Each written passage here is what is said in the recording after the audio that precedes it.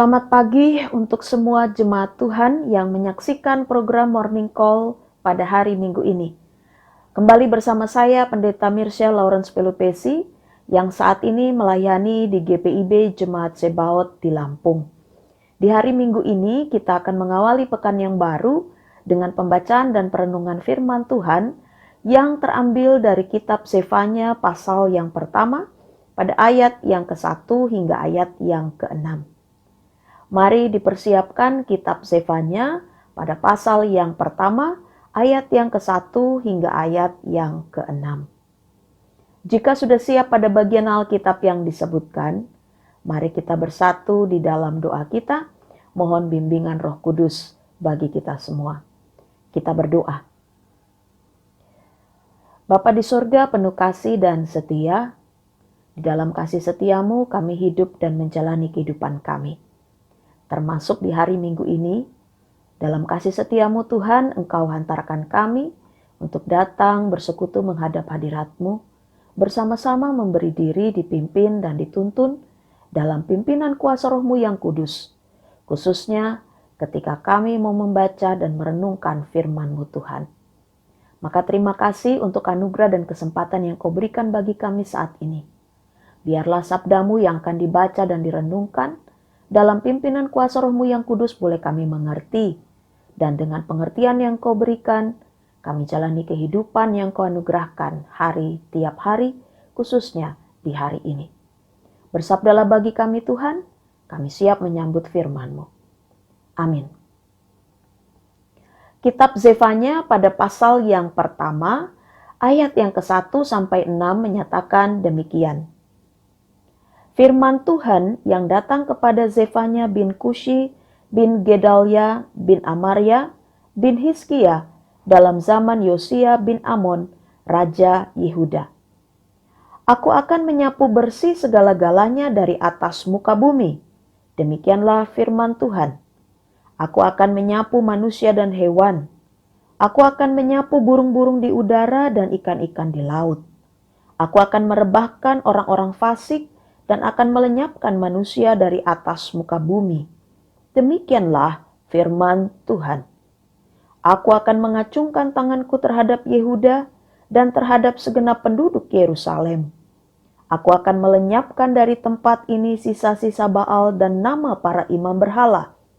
Juga mereka yang sujud menyembah di atas sotoh kepada tentara langit, dan mereka yang menyembah dengan bersumpah setia kepada Tuhan, namun di samping itu bersumpah demi dewa Milkom, serta mereka yang berbalik daripada Tuhan, yang tidak mencari Tuhan dan tidak menanyakan petunjuknya.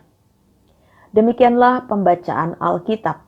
Yang berbahagia adalah setiap kita yang memperhatikan dengan sungguh firman Tuhan dan membangun kehidupan kita seturut dengan firman Tuhan. Jemaat yang dikasihi Tuhan, ketika ada anggota keluarga atau orang-orang yang kita kasihi melakukan hal yang salah atau bertentangan dengan nilai kebenaran yang telah diterima, pastilah kita tergerak dan digerakkan untuk menegur, untuk memberi peringatan, bahkan juga nasihat. Tentu saja tujuannya adalah supaya yang salah jalan boleh segera menyadari dan memperbaiki hidupnya. Hal yang sama juga disampaikan oleh Nabi Zefanya ketika disaksikan olehnya bagaimana perilaku hidup umat Tuhan yang telah menyimpang jauh dari kebenaran firman Tuhan.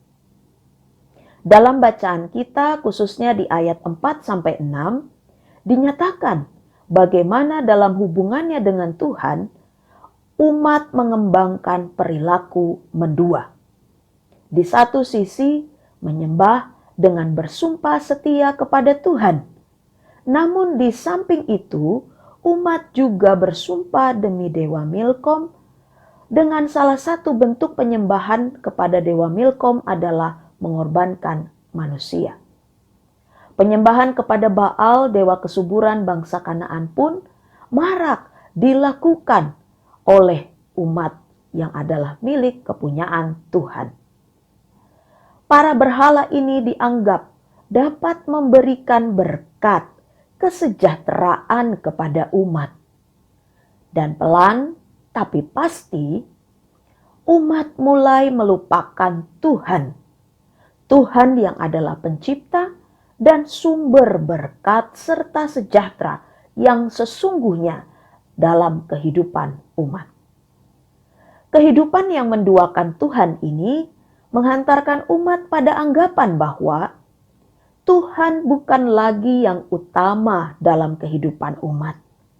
Sehingga tampak dalam sikap umat yang tidak lagi mencari Tuhan, tidak lagi menanyakan firman Tuhan, apalagi melakukan firman Tuhan dalam kehidupan.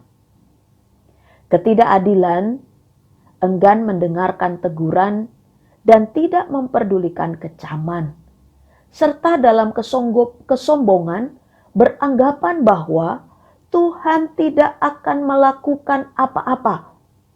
Semua sikap ini hantarkan umat merasa puas dengan cara hidupnya dan dengan merajalela mengembangkan serta menjadikan cara hidup yang jahat sebagai bagian dari kebiasaan hidup.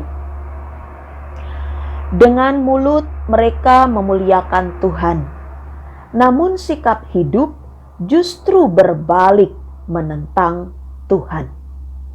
Fatalnya, pelanggaran ini dilakukan mulai dari para pemimpin umat dan kemudian diikuti oleh umat Tuhan.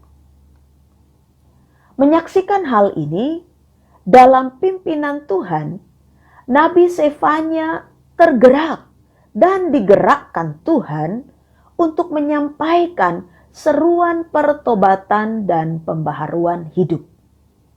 Didahului dengan peringatan keras sang nabi yang nyata dalam ayat yang ketiga.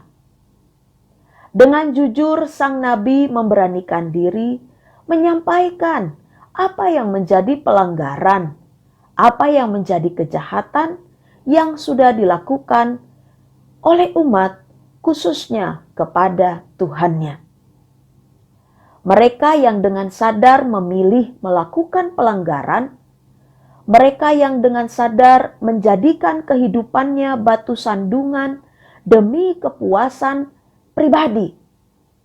Bahkan juga hal-hal yang menyebabkan atau mendorong umat berdosa atau melakukan dosa, semua hal ini dinyatakan bahwa Tuhan akan menghancurkannya.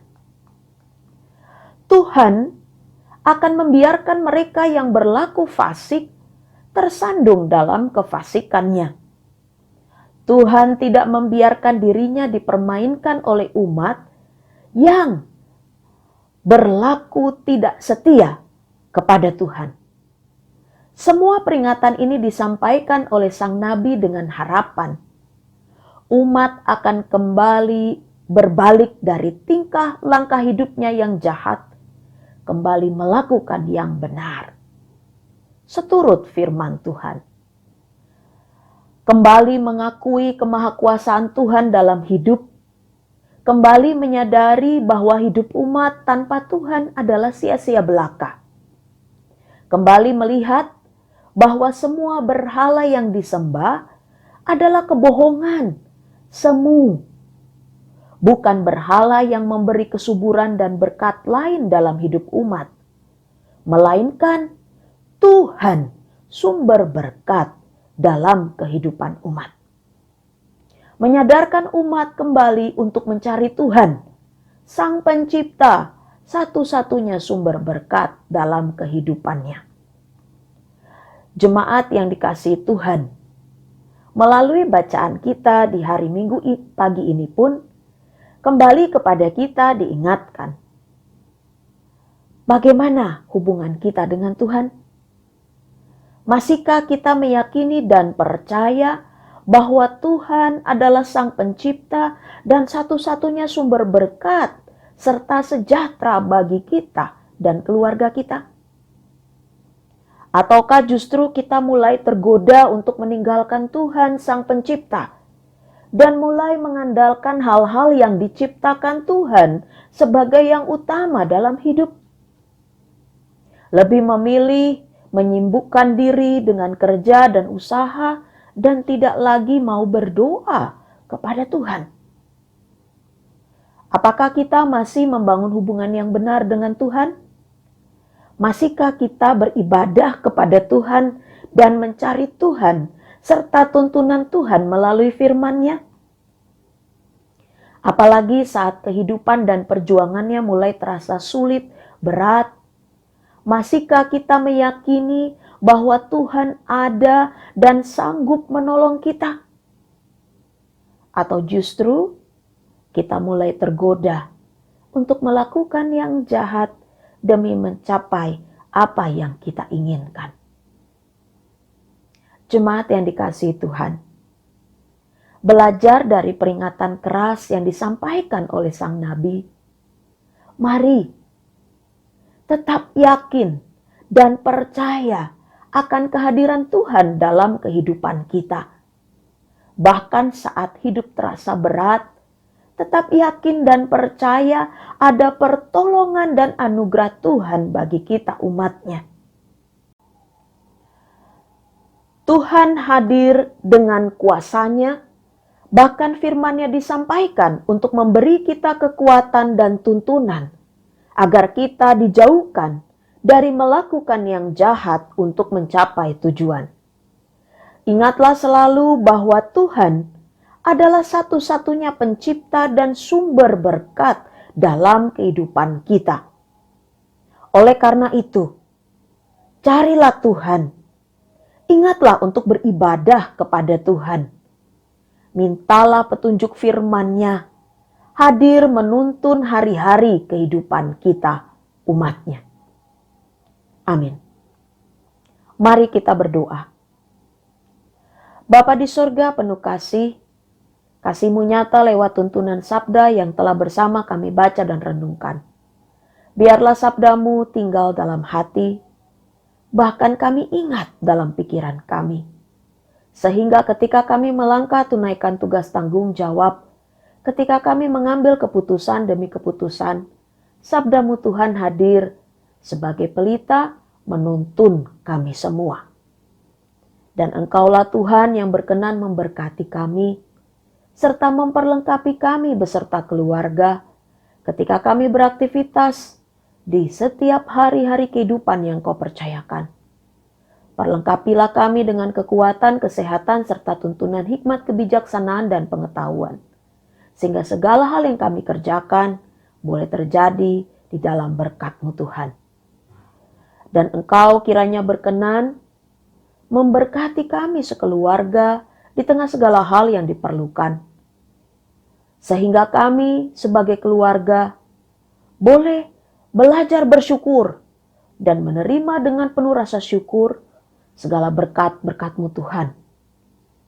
Ajar kami juga untuk jadi saluran kasih, berkat, dan kebaikan-Mu Tuhan dalam kebersamaan hidup kami, mulai dari dalam keluarga, atau bahkan kebersamaan dan perjumpaan kami dengan teman-teman di sekolah, di tempat kuliah, kebersamaan kami dengan setiap mereka yang kami sebut rekan kerja, rekan usaha. Jadikanlah kehidupan kami umat-Mu saluran kasih, kebaikan, dan berkat-Mu Tuhan. Bagi setiap orang yang Kau izinkan kami jumpai. Dan tuntun kami di minggu ini untuk ingat datang beribadah di setiap jam-jam ibadah yang Kau izinkan ada di tengah-tengah persekutuan kami jemaat-Mu.